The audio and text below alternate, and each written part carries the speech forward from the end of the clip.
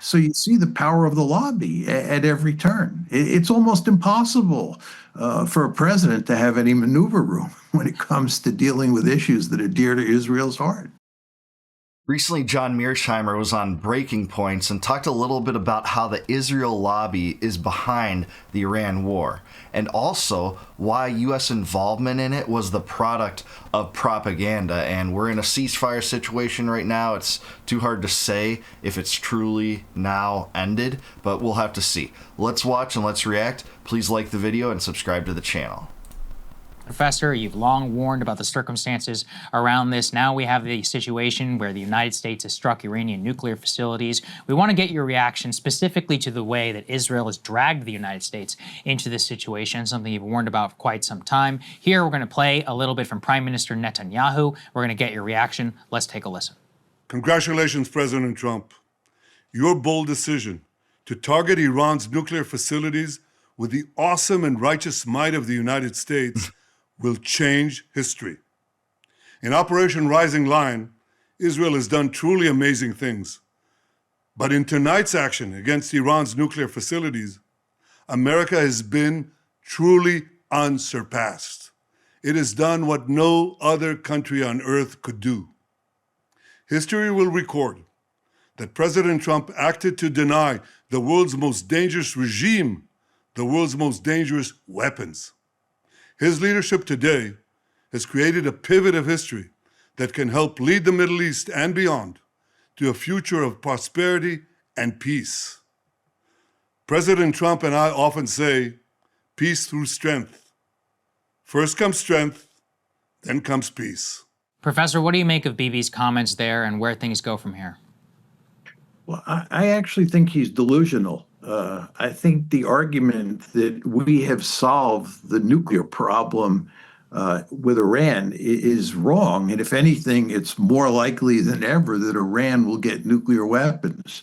Almost everybody I know argues that if Iran wants nuclear weapons, there's nothing you can do to prevent them from getting nuclear weapons. They have so much know-how, they have so much capability, and even if we were to destroy all of the existing facilities, they could rebuild them underneath a bigger mountain and eventually nuclear weapons.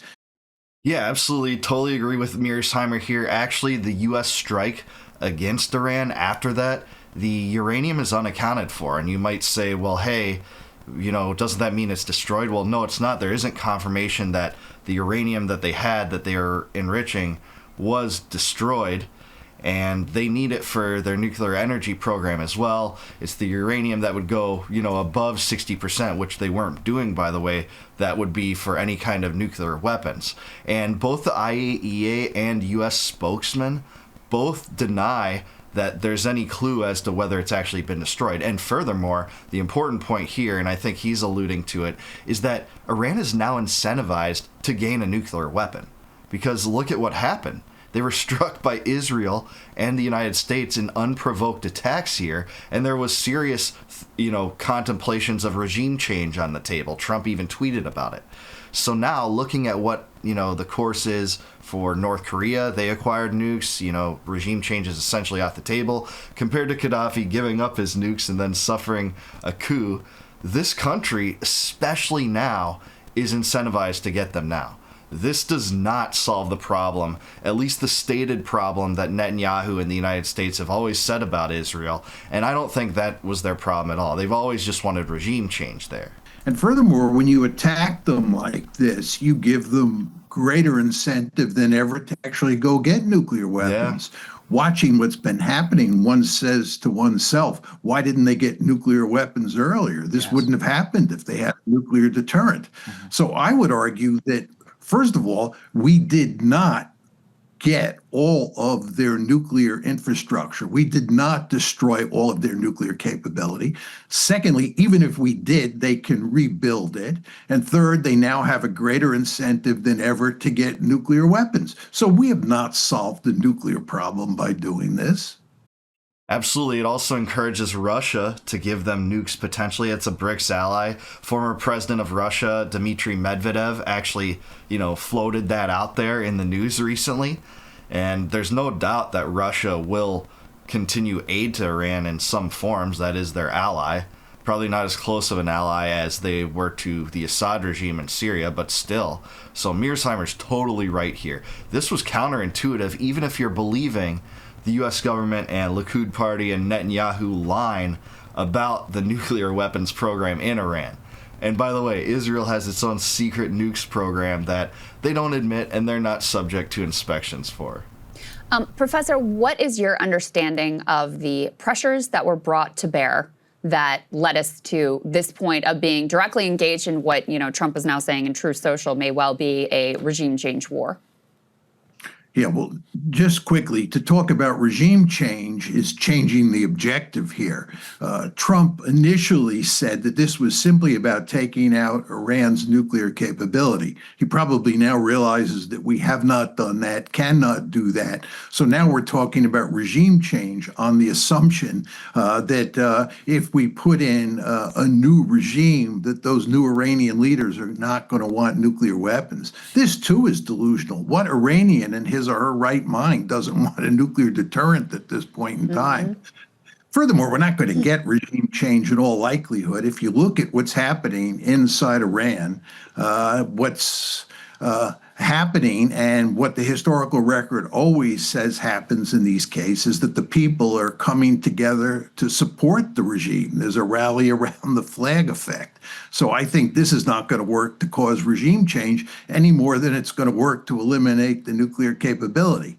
Now, with regard to your question about the Yeah, just to stop there real quick, it seems to have been correct. I mean, there seems to be a ceasefire as of the time I'm recording this video. It's been violated supposedly both by Iran and Israel, and Trump's remarked about it that he doesn't like that it's been violated by both sides. I don't think this is any indication that he's breaking ties with Netanyahu anytime soon, but he's obviously frustrated because the two sides agreed to this ceasefire, and it seems to have continued to be violated after the terms of agreement were kind of locked in. So looks like Mearsheimer's right. He's totally right about the Iranians rallying to the regime. And that's because Iran was attacked, and they were attacked first.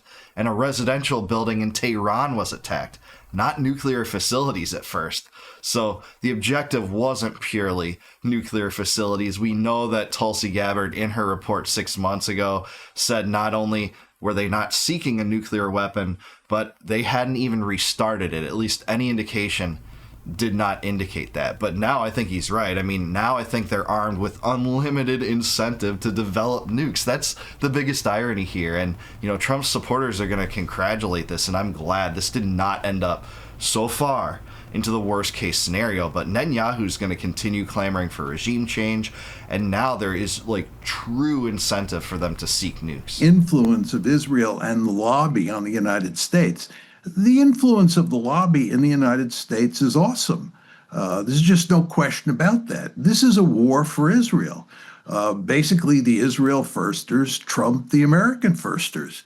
And it's hardly surprising. We've seen it many times and will undoubtedly see it many times moving forward. Professor, one of the things you've always warned about as well is about this realignment, not only with Iran, but also with the other powers. We could put this here up on the screen, a reaction from Dmitry Medvedev, the former president of Russia. He says here, what have the Americans accomplished with their nighttime strikes on these nuclear sites in Iran? Critical infrastructure appears to only have been affected, sustained only minor damage. He says Iran's political regime has survived, in all likelihood has come out even stronger. The people are rallying around the country's spiritual leadership, but the most important line was a number of countries are ready to supply Iran with their own nuclear warheads. What do you make of this warning from the Russians, and what the follow-on effects of this will be throughout the world? The destruction perhaps of the Non-Proliferation Treaty, the incentive for states opposed to the United States and to the West to pursue a nuclear weapons program. Well, there are a number of different issues here. First of all, I don't think that there's any country with nuclear weapons that would give nuclear warheads to Iran. I think the only possibility is Pakistan, and I don't think that that's in the cards. Generally agree there too. Pakistan is a predominantly Sunni Muslim country with some cultural and, geopolitical differences with the Iranians. They are a fellow Muslim country, but doesn't really make sense. As far as Russia too, that's a possibility. But the United States gave nukes to Israel. You could say it that way, or Israel stole nukes from the United States. We don't know all the details of that, I don't believe. But that came up during the Kennedy administration, by the way, and Kennedy wasn't exactly happy about that, by the way. And, Kennedy died in what are still, murky circumstances, and he definitely didn't like the CIA. So, that's tangential, but generally agree with Mearsheimer here. I could be wrong, but I don't think that's in the cards. I think the greater danger, as I said before, is that Iran will develop its own nuclear weapons. With regard to the NPT and the nuclear proliferation regime that we've established over the years, which has been so effective, I think this is a hammer blow to that regime. I think almost everybody agrees about that point. The fact is that the message from what has happened in Iran is that you should have nuclear weapons because they are the ultimate deterrent. And that's the only way you can ensure that Israel and the United States won't do a tag team attack on you. Just look at Kim Jong-un in North Korea. He developed nuclear weapons. He's sitting happily in Pyongyang because he knows we're not going to attack him because he has nuclear weapons. If you look at what happened in Libya, what happened in Syria, what's now happening in Ukraine, and what's happening in Iran, it's quite clear that you want to have nuclear weapons. They are the ultimate deterrent. Yeah, that's the lesson learned from this thing, which that, again, is the ultimate irony. If the goal was to discourage Iran from developing nuclear weapons, this is just done the opposite. This is Israel and the United States blatantly encouraging them to acquire nuclear weapons. So I think this will come up again, for sure. And just like in the future, Netanyahu will say that, they're on the verge of acquiring nukes. Maybe sometime they will. I wouldn't blame them at this point if they do, because it seriously seemed like regime change was an option on the table here. I think Trump floated that tweet to see how that would be perceived, especially by his base, his supporters, and things like that, and then gauged his response based on that. Those, tactics and that form of politics goes back many, many years, floating out these things and then seeing how your base reacts to decide whether to do them. We actually saw it on the campaign trail when Trump, was starting to compliment Mike Pompeo at rallies and stuff, potentially testing whether he could be part of this new administration. His base reacted very viscerally against it for the most part, and he didn't get in. That's just an example. But Mearsheimer's right here. 100% that is the takeaway. So I think this has done great damage to the nuclear proliferation regime. With regard to our reputation around the world, the United States is correctly seen as a rogue state. Even in East Asia today, allies like Japan and South Korea are basically condemning us for what we've done. What can you say about the United States? First of all, the duplicitous diplomacy here, and then this idea that we have the right just to run around the world attacking countries whenever we see fit. Furthermore, let's not lose sight of the fact that the United States is supporting the Israeli genocide in Gaza. This is much worse than anything that's happening to the Iranians. There's a genocide taking place. The Israelis are executing it, and we're complicitous in this. I think America's reputation is in tatters. Sure, we're the most powerful state on the planet, and countries have to be very careful in their criticism of us. But I think almost everybody outside of Israel and the United States and a few European leaders understands that the United States is basically out of control. Yeah, this really, sows distrust like almost nothing else. This was more duplicitous than the Minsk II agreements, which, Ukraine never were willing to entertain and give the Donbas provinces autonomy. But in this case, it jeopardizes our relationship with Russia, the hopes and aspirations, whatever semblance remains of them, to secure a peace in Ukraine. Is Putin going to be happier or more disgruntled with this, or less trusting or more trusting of Trump and the administration after this happening. I think that answer is clear. He's going to be much more distrustful. It also shows that we're willing to violate our own stated and at least initially pursued foreign policy objectives, which was negotiations with Iran directly on their nuclear weapons program, just for the sake of Israel. So this was underhanded diplomacy, if you can even call it that. And it really shows that the U.S., is willing to just shelve what its objectives were over this. And I can say it categorically because they started with a no nuclear weapons mandate, ended up in early June with a no nuclear enrichment policy, and that was a non-starter. Iran could never accept that because it would have dismantled their entire nuclear energy program. So totally right. Mearsheimer is right on here. Who trusts the United States and who would trust it after this? I totally agree.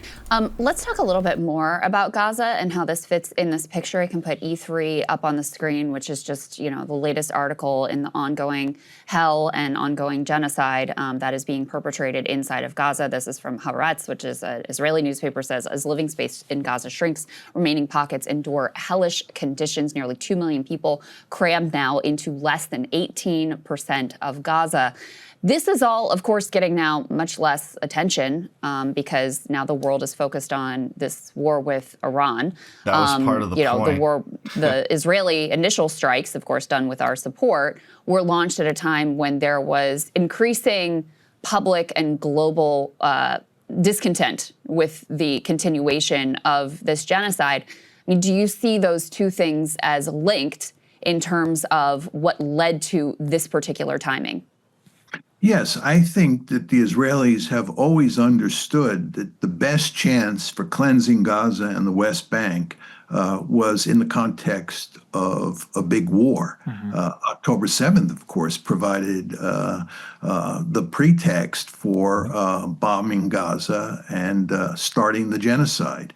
And there's no question in my mind that the Israelis understood that if they started a war against Iran, the focus would be on Iran, especially if they brought the Americans in, and that would leave them free to ramp up the genocide and possibly drive the Palestinians out of Gaza. I mean, it's very clear that that is their goal. And then the question you have to ask yourself is, given that goal, what is the best way for them to achieve that end? And it's quite clear to me that starting a major war with Iran goes a long way towards helping them cleanse Gaza. Mm-hmm. Yeah, it takes eyes off the fact that IDF soldiers are shooting at Palestinians waiting in lines to collect aid.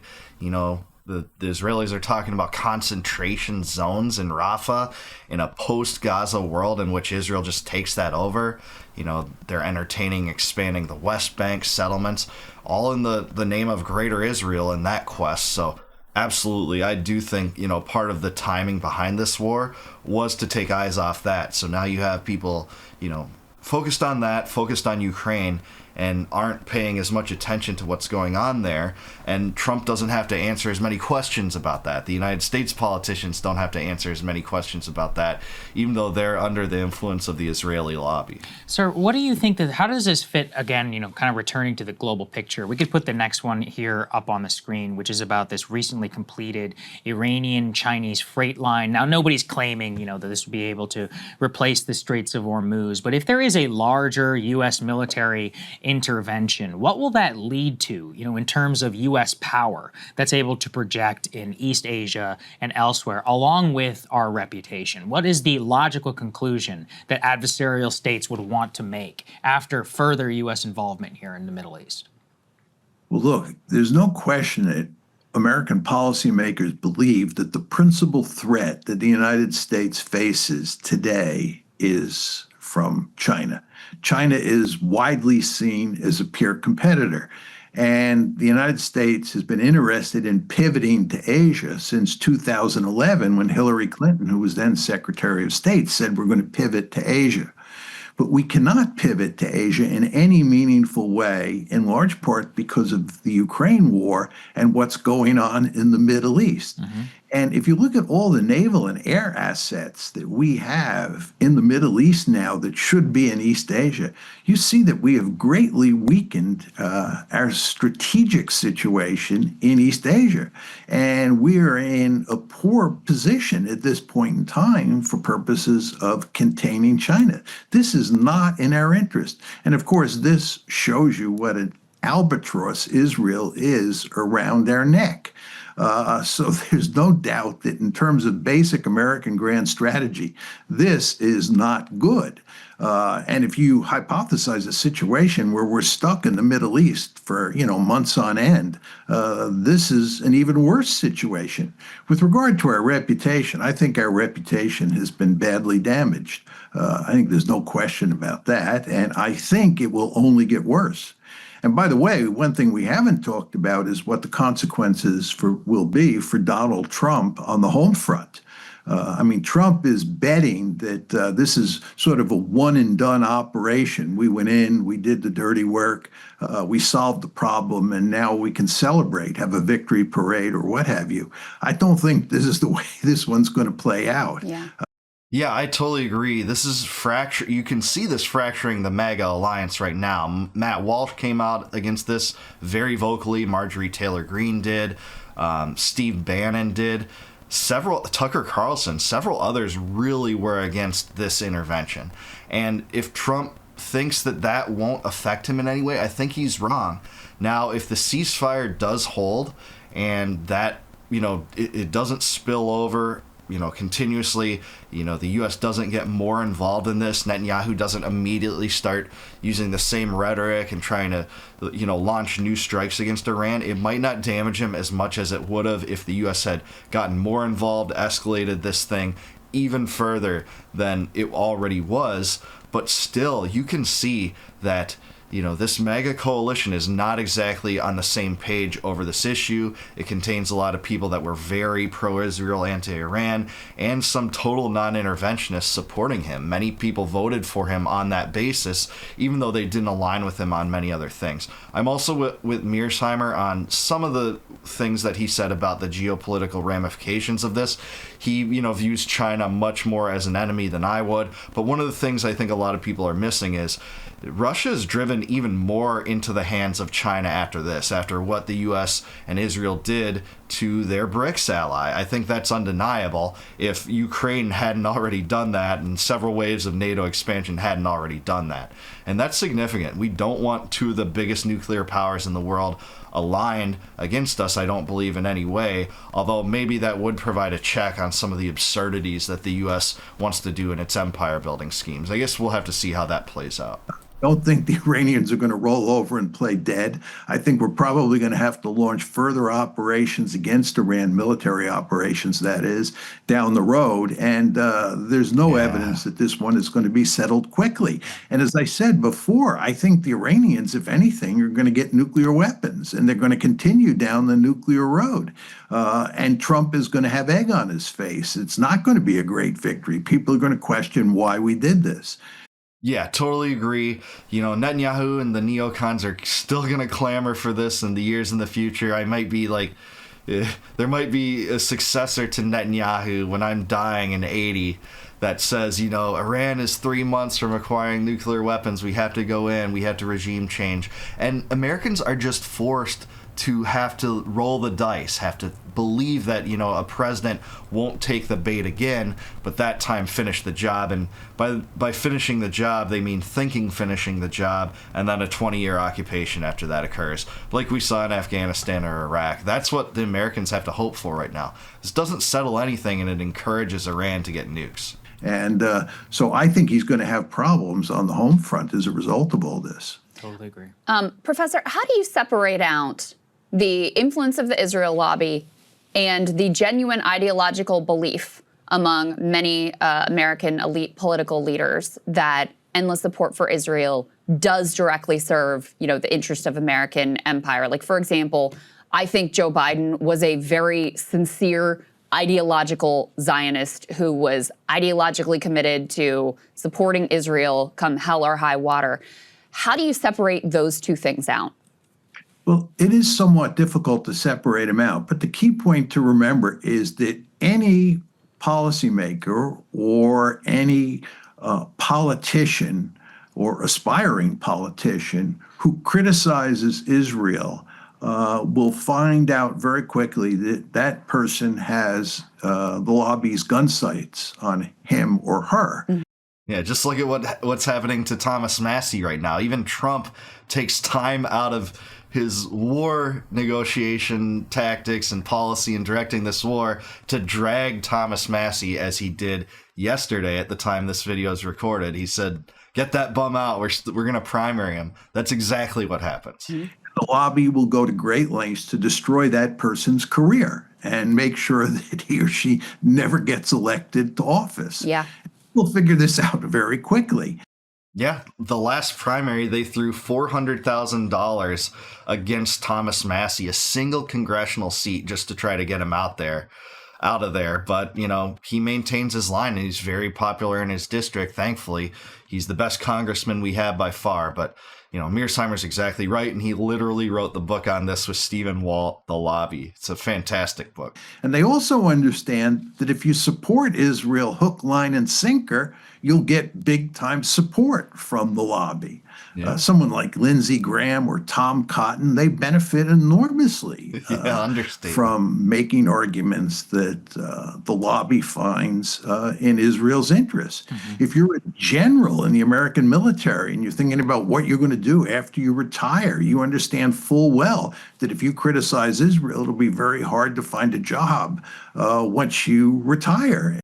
That's why Douglas McGregor stays independent. That's exactly why. But he's right again. And you, at the same time, you understand that if you support Israel, if you back it, and you push the American military to do things that are said to be in Israel's interest, your job prospects once you retire will be much better. I could go on and on about this. Yeah. But Israel lobby has enormous influence in the United States. There is no case in the historical record that even comes close to this. Do you think that grip is loosening at all? We were just talking about the New York City mayoral race, Andrew Cuomo and Zoran Mamdani, and he's, been a supporter of BDS, calls it a genocide in Palestine. This is Zoran, and Andrew Cuomo is, very much the AIPAC-backed candidate. And I don't know who's going to win, but he's certainly giving Cuomo a run for his money. You also have a number of vocal critics in Congress who have now survived that AIPAC onslaught, people like Rashida Tlaib, people like on the right, Thomas Massie. So do you think that some of that influence is beginning to crack in this age? Well, 2 points. One is that there's no question that the lobby is in deep trouble and Israel is in deep trouble when you talk about the public at large. Mm-hmm. The word is now out, thanks to shows like yours and all sorts of other alternative media sites. The fact is that the word is out that Israel is committing a genocide, that Israel is a strategic liability, that Israel drags us into wars like this, and so forth and so on. The problem is that the Israeli lobby, or the Israel lobby, is still deadly effective at the policy level. They have a lock on American policymakers, and people like Thomas Massie and others are small in number. There are just not many people at the policy level are willing to contest the Israelis. So what has to happen here is that the public opinion has to translate into a change at the policy level. And I think the only place where that's possible is in the Democratic Party. It doesn't look like it's at all possible in the Republican Party. But if you look at the polls and you look at how young Democrats, and this includes, by the way, many young American Jews who are deeply disaffected by what's happening here for good moral and strategic reasons. But I think that's the hope. Yeah. Yeah, you can see the demographics shifting on support for Israel, especially among younger people, that's for sure. But despite that shift, we're not seeing that electorally because of what he says, the control over it at the political level. You see, politicians don't even have to satisfy the concerns of their constituents most of the time. There's record approval rating that people have for their own representatives, but then the representatives that aren't theirs, there's record negative approval. But as long as that dynamic is true and these people get reelected despite how much these foreign lobbies have influence over them, nothing's going to change. Now, I hope that that trend continues and it does spill over into the political realm. But I just don't see that happening based upon the power of the Israeli lobby, which, if anything, is more powerful right now than ever. You know, sir, on a personal level, I read your book in 2008, The Israel Lobby, hugely influential. I read a lot about realism and restraint, and I learned so much from you just through your pages. Is it surreal to watch the neocons again get a victory? I didn't think it would happen. I've seen the popularization of your work from that time to today. We have this broad restraint community, and I feel like it's all completely failed, just to watch it all happen again, to see Lindsey Graham, to see Fox News, Mark Levin. What is it like for you, having lived through this twice now, to watch the war drums beat, the same people who were wrong previously get to claim a victory lap? It just seems so surreal to me. Yeah, it does seem surreal. Yeah. Sometimes, as you would expect, I'm guilty of wishful thinking, and I want to believe that the lobby's power will be curbed and we will do the right thing, both strategically and morally. But it turns out very quickly that that is wishful thinking, and you realize that the lobby is as powerful as ever. And this is all to say that I think moving forward over the next couple months and even over the next couple of years, the lobby will have a lock on American policy, and they will push us to do things in the Middle East that are not in our interest. I don't see Donald Trump contesting the lobby in any meaningful way. He's a guy who likes to talk tough, but ultimately he's not very tough. And when it comes to Israel, just look at what he did in his first term and what he's done since taking office in his second term. And there is no reason to think that he's going to contest Israel in any meaningful way.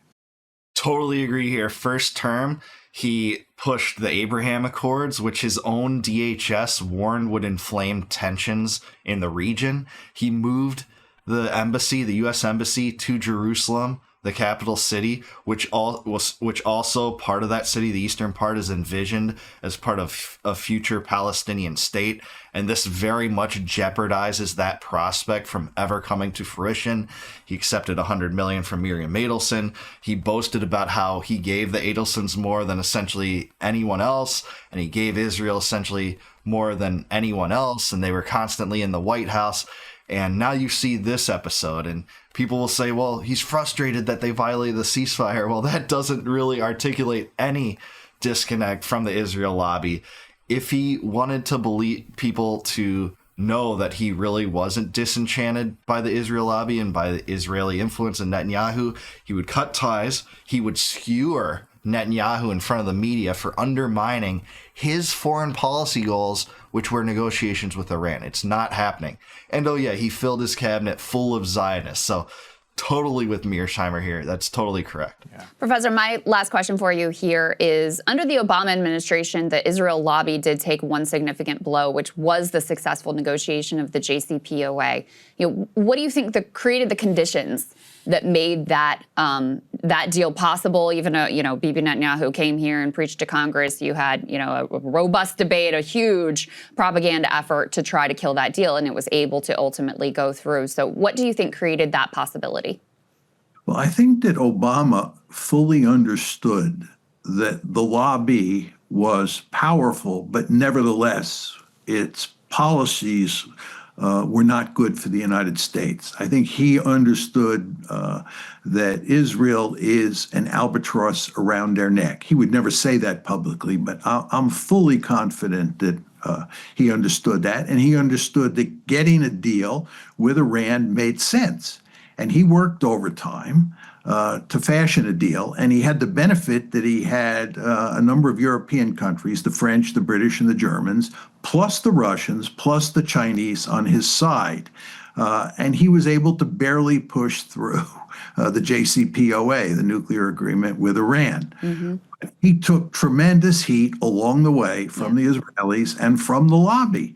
And then when Trump came to power in 2017, January 2017, he made it clear that he was going to do away with the JCPOA. And of course, in 2018, the summer of 2018, he walked away from it. And then you want to remember that when we started dealing with this issue again, when the Trump administration started dealing with this issue again a few months ago, Steve Witkoff and Trump himself were talking about working out a deal that looked like the JCPOA. Mm-hmm. The lobby then moved in, unsurprisingly, and the lobby made it clear to Witkoff and to Trump that there was not going to be a deal like the JCPOA. That's exactly true, because in May, again, the Trump administration was maintaining, we're going to negotiate with Iran, we're going to curtail their nuclear weapons program. That's all we want. We'll get a few more advantages over the JCPOA, which Trump skewered, that were more favorable in the advantage of the U.S. in Trump's mind.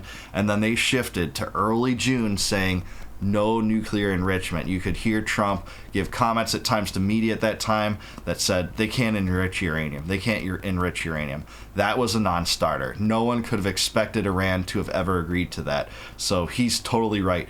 The thing I want to add to what he suggested about what allowed the JCPOA to come into being is Obama placated the neocons and the Israeli lobby by choosing to up the aid from U.S. to Israel as a result of that. That's what put it up, I believe, at that $4 billion figure or so for the first time ever. And they were already the greatest recipient of U.S. foreign aid by that time, by far, despite not really being the ally, in my estimation, of the United States. But United States certainly is their ally and gives them whatever they want. But that is one of the ways he placated the Israel lobby's rage at having signed the JCPOA. Netanyahu hated it because it took the pretext for war with Iran off the table and regime change that he's always wanted. And Witkoff and Trump both did 180-degree turns, said the Iranians cannot have any nuclear enrichment at all, yes, which was allowed in the original JCPOA. And the Iranians said that was unacceptable. And here we are today.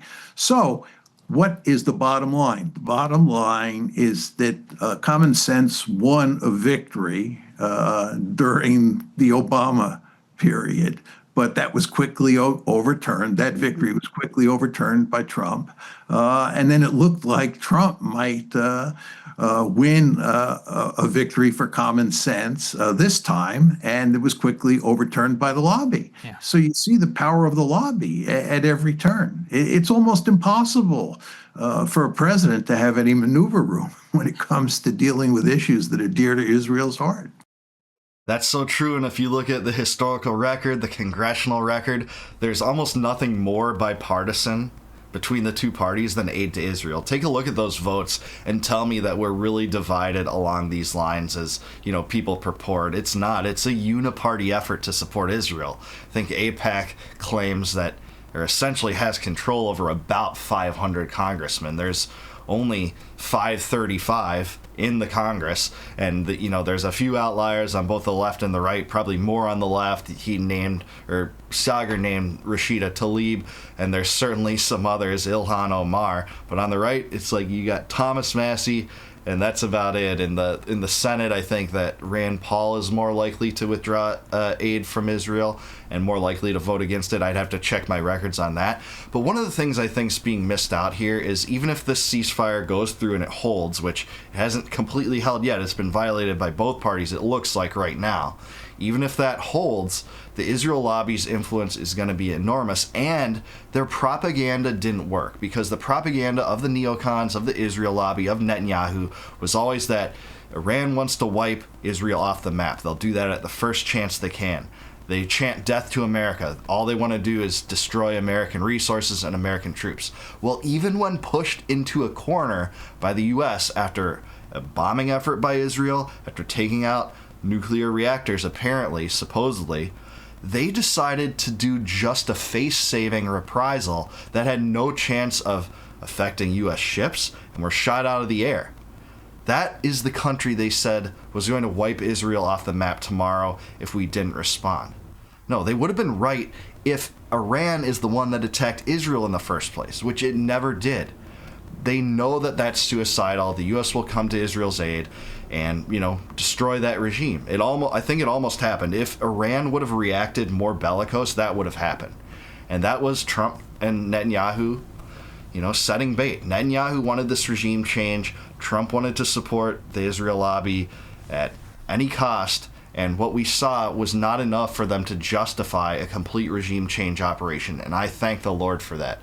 But also, key thing here, best takeaway that Mearsheimer talked about is there's unlimited incentive now for Iran to actually acquire a nuclear weapon. If there wasn't before, there certainly is now. They proved it. And, you don't see the U.S. rattling sabers with North Korea that much anymore, or with India, or with Pakistan. So you see it with Russia, but not in terms of, putting regime change on the table, that's for sure. Or tweeting about that. It's just crazy. But that's what we have to take away from this. I really agreed with Mearsheimer on almost every point here. Let me know down below if you do as well.